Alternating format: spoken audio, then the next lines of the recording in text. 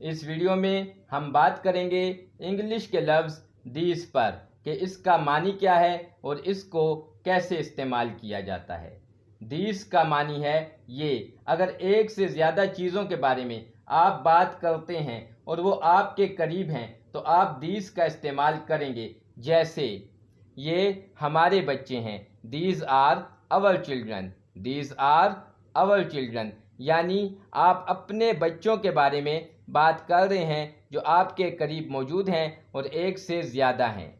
ये उसके कपड़े हैं, these are her clothes, these are her clothes. इसमें आप किसी के कपड़ों के बारे में बात कर रहे हैं, ये कपड़े आपके करीब मौजूद हैं और एक से ज़्यादा हैं। ये तादाद 2, 3, 4 या इससे भी ज़्यादा हो सकती है।